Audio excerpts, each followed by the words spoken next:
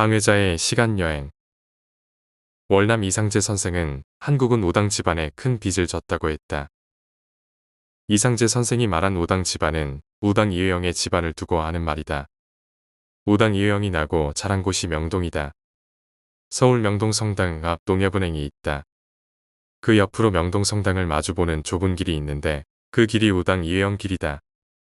그 길로 조금 내려가다 보면 오른쪽에 이곳이 이회영의 집이 있던 자리였음을 알리는 표석과 이회영의 흉상이 있다.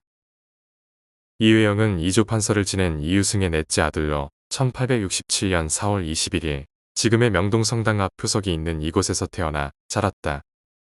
위로는 권영, 서경, 철영 등 세 형이 있었고 아래로 시영과 호영 두 동생이 있었다.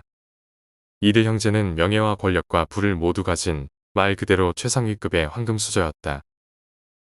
그런 이들이 일본에 의해 나라가 망하자 넷째 이시영의 발의에 한마디 반론도 없이 뜻을 모아 여섯 형제의 어마어마한 전 재산, 현재 가치로 최소 800억 이상을 처분하여 1910년 12월에 60명의 식솔과 살인적 혹한을 견디며 만주로 떠났다. 이회영은 신민회의 창립 멤버로 가담하였고 북간도의 독립군 자녀의 교육기관인 서전서숙 설립에도 참여하였다. 압록강을 건널 때 이러한 가지이다. 우당 이회영은 배를 불러 뱃사공에게 살을 물어본 뒤 뱃사공이 요구하는 금액의 2배 이상을 지불했다. 뱃사공이 왜 이리 많이 주느냐고 묻자 훗날 이름 모를 독립투사들이 쫓겨 배를 타기를 원하면 꼭 태워줘라 했고 뱃사공은 이때의 약속을 지켰다는 이야기가 투사들 간에 전해졌다고 한다. 만주에 도착한 이들 형제들은 그곳에서 1912년 신흥무관학교를 설립했다. 학생들에게는 숙식은 물론이고 피보까지 무료로 제공되었다. 이 모든 것이 여섯 형제의 재산에서 충당된 것이다. 신흥무관학교는 1911년부터 1930년까지 약 3,500여 명의 무장독립투사들을 길러낸다.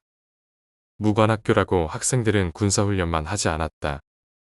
지리, 역사, 산술, 수신, 한문, 음악, 중국어, 화학 등 여러 분야를 배웠다.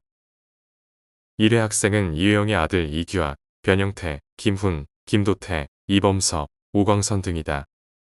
이들 중 이범석은 청산리 대첩 당시 북로군정서 연성대장으로 활약했으며 해방 후에는 대한민국 초대 국무총리 겸 국방부 장관을 역임했다. 님 웨일스의 소설아리랑의 김산도 신흥학교 출신이며 이곳에서 배출된 인재들은 독립군의 근간이 되어 김좌진의 청산리 전투와 홍범도의 봉오동 전투에서 혁혁한 공을 세웠고 독립을 위해 여러 분야에서 자기 자신을 내던졌다. 이회영과 형제들은 하루 한 끼도 먹기 힘들 정도로 헐벗고 힘들었지만 독립을 위해 무관학교를 지켰다. 그러나 결국 1930년의 일제의 탄압으로 폐교에 이르고 형제들은 뿔뿔이 흩어지고 만다. 그 상황에도 형제들은 계속해서 독립운동에 참여했다.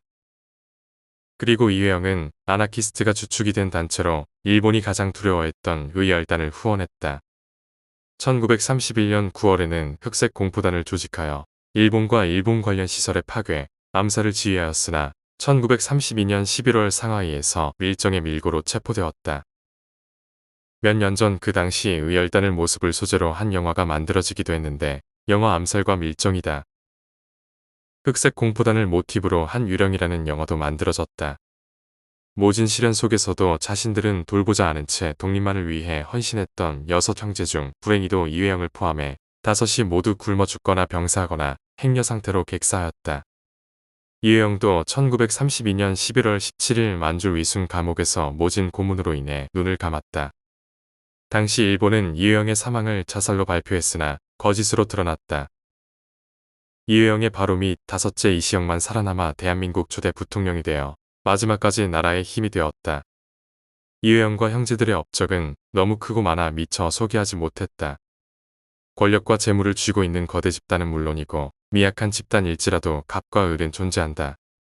각자의 위치와 환경에서 노블레스 오블리주를 실천하는 것이 우당 집안의 빚을 조금씩이나마 갚아나가는 길일 것이다.